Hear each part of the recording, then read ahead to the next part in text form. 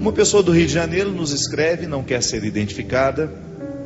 Ela me diz: padre, há muitos anos atrás, quando eu tinha 32 anos, eu cometi um pecado abominável. Eu fiz um aborto, padre. E desde então, mesmo confessando para um sacerdote e com a certeza do perdão de Deus, como diz o Salmo, o meu pecado está sempre à minha frente. E eu não consigo, padre, de maneira alguma esquecer este mal cometido. Em abril deste ano, minha filha, que estava grávida de 3 meses, perdeu o bebê. O feto estava com má formação. E eu fiquei muito desesperada e até hoje eu não consegui me recuperar. Tenho pensado: padre, será que Deus está me punindo através da minha filha por causa do meu pecado? Porque na Bíblia diz que quando nós cometemos um pecado, toda a nossa geração paga por isso. Por favor, padre, me dê de alguma forma uma orientação, pois choro muito por causa disso. Um grande abraço, que Deus o abençoe sempre. O pecado do aborto, ele é sempre muito difícil de ser esquecido, né? Porque faz parte da nossa vida. Tudo aquilo que a gente faz, todos os erros, todos os acertos, de alguma maneira ficam registrados dentro de nós. A gente falava aqui no início do programa que o coração é o centro da nossa vida. Então nós podemos dizer que o nosso coração registra os fatos especiais. A gente não consegue esquecer o que realmente foi bom, mas por outro lado nós também registramos aqueles momentos mais delicados, mais difíceis. Minha filha, a primeira coisa que você precisa fazer, uma vez que você já recebeu o perdão sacramental, você já se confessou e recebeu esse perdão, é você livrar-se da culpa. A culpa é um instrumento altamente destruidor dentro da nossa vida. A culpa é toda vez que nós remoemos um ato feito e nós desacreditamos do perdão recebido. Como é que a gente pode se recuperar disso? Só mesmo com muita oração, com muita leitura, instrução, né? Porque a instrução nos ajuda a iluminar o que nós pensamos. Eu sempre digo isso. Muitos sofrimentos irão embora a partir do conhecimento. Quando você toma o contato com uma verdade que te liberta. Por isso que Jesus dizia que a verdade nos liberta. Muitas vezes nós somos acorrentados nos fatos errados que nós cometemos, porque nos falta conhecimento, sabedoria para levar a vida adiante após aquele erro cometido. Primeira coisa, minha filha, todos nós já cometemos atos cruéis. Todos nós. E a missão do pecado na nossa vida é justamente nos humanizar. A partir do momento que você se arrepende do que fez, não pode haver um espaço para a culpa, porque o arrependimento é naturalmente libertador. E essa comparação eu sempre gosto de fazer, e nunca é demais. Nós podemos ter arrependimento ou podemos ter culpa. O arrependimento é quando nós já nos libertamos de todo o mal cometido. É como ser capaz de olhar para trás e entender que naquele momento o pecado era tudo o que você conseguia fazer na vida. Aquele pecado horroroso, por mais abominável que ele seja, com os olhos de hoje, não era naquele momento. Porque se fosse, você não teria abortado, não é verdade? A consciência que você tem hoje, que lhe faz ver aquele pecado como abominável, como vergonhoso, não visitava o seu coração naquele momento em que você o fazia. Então é natural que Deus já tenha acontecido no seu coração para provocar o seu arrependimento. Sabe que a igreja nos ensina que para um ser humano se arrepender de alguma coisa, ele necessariamente tem de estar visitado pela graça de Deus. Sozinho eu não sou capaz nem de me arrepender dos meus pecados. Olha que interessante isso. Então, se há um arrependimento, é porque a presença de Deus já está em mim, me esclarecendo e me dando condições de reconhecer o mal cometido. Só que tem um detalhe: Deus não nos deixa a culpa. Deus nos liberta quando Ele nos perdoa. Ele não quer que a culpa fique dentro do nosso coração. A culpa é como se fosse um residual, sabe? Aquele último lixo que precisa ser jogado fora do pecado, que o pecado estraga mesmo. Se ele fosse bom, não seria pecado. Ele pode até ser prazeroso num determinado momento. O aborto, por exemplo, ele pode ser prazeroso na vida da mulher, porque vai dar a ela aquela sensação de alívio. Não quero esse filho, estou jogando fora, como se fosse um objeto. Nada pode ser mais cruel do que isso. Mas muitas mulheres optam por isso. Agora, se fazem uma experiência cristã, se vivem no caminho ou no amadurecimento da compreensão dessa vida como um valor absoluto, é natural que ela vá problematizar aquele erro cometido no passado. Então, vem o arrependimento, que é mais profundo do que a culpa, viu? Culpa não é arrependimento ainda. O arrependimento é quando nós conseguimos mergulhar na misericórdia divina e lá lavamos todos os nossos erros, tudo aquilo que em nós é pecaminoso. Por isso, gente, que quem vive a dinâmica da vida cristã precisa todos os dias fazer um ato penitencial. Façam de manhã, façam de noite, pode ser curtinho, não precisa ser demorado não. Coloque-se em posição de oração, quem sabe com a Sagrada Escritura, leia um salmo de arrependimento e faça esse santo sinal da cruz. Às vezes eu acho que nós estamos nos esquecendo do valor das coisas. Traçar o sinal da cruz, por exemplo, sobre nós, não é? Isso é lindo. É você declarar, a partir de agora, este território humano é um altar. É isso que você diz toda vez que você faz sinal da cruz. Não aquele... Falando disso não. Estou falando de um ato consciente, de reverência, orante. Em nome do Pai, do Filho e do Espírito Santo. Amém. Vou dormir. Eu gosto de fazer o pelo... Como é que chama, mãe? Pelo sinal da Santa Cruz. É o sinal da cruz mais comprido, né? Eu gosto de fazer aquele antes de dormir. Porque é como se ele se esparramasse pelo meu corpo. É um rito. É um rito que eu faço antes de dormir. Eu me deito e faço o sinal da cruz. Com aquela expressão, né? Com aquela frase, aquela sequência de frases. Pelo sinal da Santa Cruz, livrai-nos Deus nosso Senhor dos nossos inimigos. Em nome do Pai, do Filho e do Espírito Santo. Amém. Você está pedindo a Deus o direito de ser um território, o direito de ser um território protegido por Ele. Que nada no seu coração venha macular aquilo que Deus quer para você. Então, quando nós fazemos este ato penitencial, de alguma forma nós estamos buscando os significados mais profundos do perdão e do arrependimento. Porque não é possível ter vida cristã sem pedido de perdão e sem arrependimento. Mas o contrário também é verdade, não é possível ter vida cristã com culpa. Culpa é o oposto do arrependimento. Porque a culpa nos amarra no mesmo lugar. É isso aqui. É o poder do diabo sobre nós. Pode ser que o diabo ele seja especialista em nos colocar culpados. Porque ele não nos quer arrependidos. O sentimento de culpa, aquela coisa dolorosa, pesada que a gente leva sobre nós. Diferente do arrependimento, que é quando você é capaz de olhar para aquilo que foi mais cruel da sua atitude e você saber que Deus é capaz de lhe perdoar daquilo. Porque a pior vaidade é essa, minha gente. É quando você acha que o seu erro é tão ruim, tão ruim, tão ruim que nem Deus pode perdoar. Tem gente vaidosa assim. Acha que nossa, eu sou ruim demais. Você não faz ideia do tanto que eu sou ruim.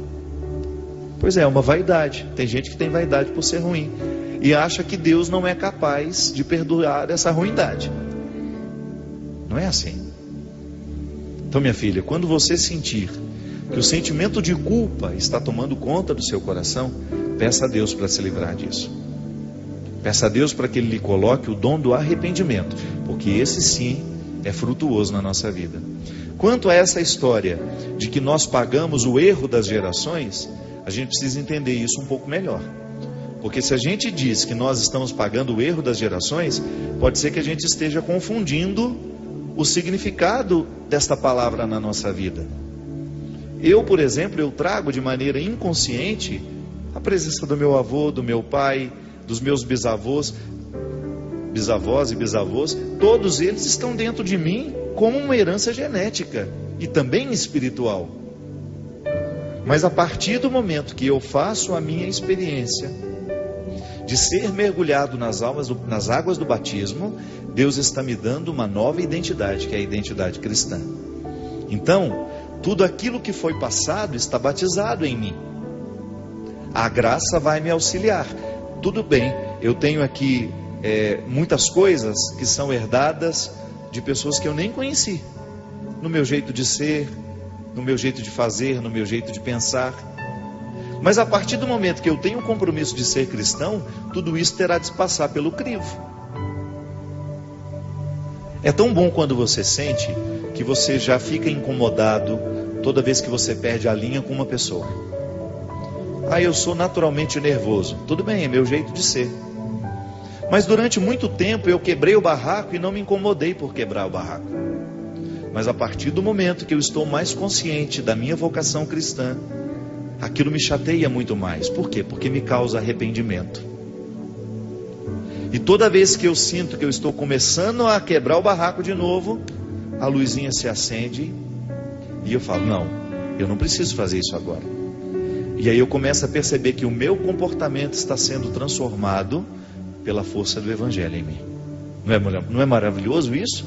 Você identificar que você, à medida em que você vai vivendo, você vai percebendo que você está mais atento às suas atitudes, porque você tem um Deus, você tem um compromisso com Deus. Você não é um filho sem pai. Então, minha filha, essas gerações terão sim influência no nosso jeito de ser, porque isso é genético também. Mas você pode ter certeza que Deus é muito generoso no sentido de nos ajudar a identificar o que precisa ser transformado. E retire isso da sua cabeça. Deus não está punindo a sua filha por causa do erro que você cometeu.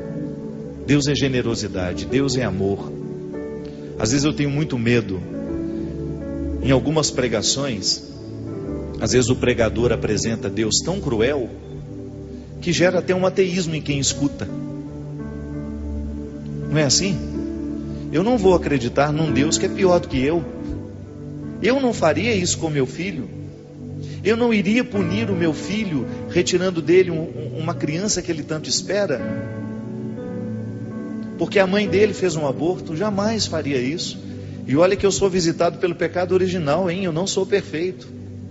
Eu sou miserável. Então Deus, que não é vítima dessas misérias, Deus é puro amor. Essa consciência nós não podemos perder de vista, minha gente. Deus não muda de ideia. Deus é sempre amor. Deus é sempre generosidade. E esse é o anúncio da boa nova que Jesus nos trouxe. Ele não vai tratar com crueldade um filho só para vingar-se de um pecado que foi cometido. Não. O que vai acontecer, e isso é uma consequência do pecado, é a gente ter de lidar com aquilo que sobra dele. Como eu dizia antes, a culpa é um resto do pecado. É a água suja do pecado. Poderíamos dizer assim. Sabe quando se dá banho numa criança? Agora não mais, né? Eu lembro quando era pequeno que eu tomava banho de bacia, que depois que tomava banho a água ficava suja. Pois é. Aquela água suja é a culpa, que tem que ser jogada fora. O arrependimento é a água limpa que é jogada sobre nós. Então toda vez que eu estou arrependido, esta água limpa do perdão que Deus me concede está me lavando. E a gente sabe o poder que tem um banho na vida da gente. Às vezes a gente está cansado, chateado, a gente toma um banho, parece que aquilo dá uma aliviada na vida. A água purifica. E é por isso que o perdão está sempre associado ao banho. É por isso que o perdão tem sempre os símbolos que purificam. O fogo que purifica, o fogo que vai retirar os excessos. A crise, né? O crisol, que é aquela maquininha por onde passa o ouro, em altíssima temperatura, para purificar, para não ficar nenhuma impureza nele. A água, que tem o poder de nos lavar. Então, nesse processo do arrependimento, é que estará a sua luta a partir de agora. Você não vai permitir que a culpa seja o fator que gera ou que grita, que dê a voz ao seu coração. Essa é até uma boa reflexão. O que aconselha o meu coração? Qual é a voz? Essa voz que fala ao meu coração me encaminha para o arrependimento ou ela me encaminha para a culpa? É interessante que às vezes até as pessoas com quem a gente vai dividir uma coisa ruim que aconteceu, elas também poderão fazer essa opção. Eu, como padre, uma pessoa vem e me conta uma coisa, me conta uma situação desagradável que viveu, um erro que cometeu. Eu tenho duas opções. Eu vou fazer um discurso para ajudá-la a se arrepender, ou eu vou fazer um discurso para torná-la culpada. Não é assim? Na prática? Quando um filho vem falar para você que fez uma coisa errada, você tem duas opções. Ou o seu discurso acolhe, abraça, não retirando dele a responsabilidade do erro cometido. Não é disso que eu estou falando. Quando um filho vem apresentar para você um erro que ele cometeu, você pode encaminhá-lo com o seu jeito de acolher ao arrependimento, ou você pode estabelecer nele a culpa. É por isso, minha gente, que nós temos de educar o nosso jeito de ser. Eu não posso fazer esse estrago na vida do povo. Eu, como padre, imagina, eu tenho uma autoridade religiosa. As pessoas acreditam em mim. Você já imaginou se no momento que elas precisam de mim como um sacerdote, eu vou oferecer a elas a culpa? Não, eu tenho de oferecer o arrependimento, que é a única coisa que Deus quer que a gente tenha. E o arrependimento, ele comporta aquela responsabilidade que se desdobra naturalmente depois do erro cometido. Então tá bom, eu magoei o meu irmão e eu estou arrependido por isso. Eu vou lá pedir perdão. Eu enganei o meu irmão, eu vou lá tentar resolver o engano. Eu roubei, eu vou lá devolver o que eu roubei. Porque o arrependimento coloca a gente numa dinâmica diferente da culpa, que nos coloca dentro de um cercadinho que não nos leva para lugar nenhum. Eu tenho ficado muito feliz, sabe, com as palavras do Papa Francisco, por onde vai, nas mais diversas situações, convidando essa igreja cada vez mais a viver o dom de reconciliar o povo. Minha gente, você não faz ideia de como as pessoas hoje carecem de serem reconciliadas consigo mesmas. Sabe, mudar a voz que tem autoridade dentro do coração, esse é nosso papel. Quando a gente fala de converter um coração, é isso. É fazer com que todos os inimigos que estão morando dentro daquele coração sejam expulsos, para que Deus prevaleça. Se a gente não expulsar os inimigos do nosso coração, Deus vai ter dificuldade de nos falar, porque os inimigos nos impedem de ouvir a voz de Deus. As culpas nos impedem de ouvir a voz divina.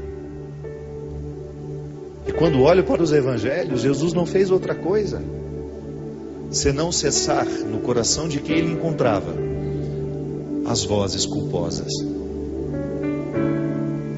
as culpas que destruíam, as culpas que estagnavam, que impediam de que aquelas pessoas pudessem ir além.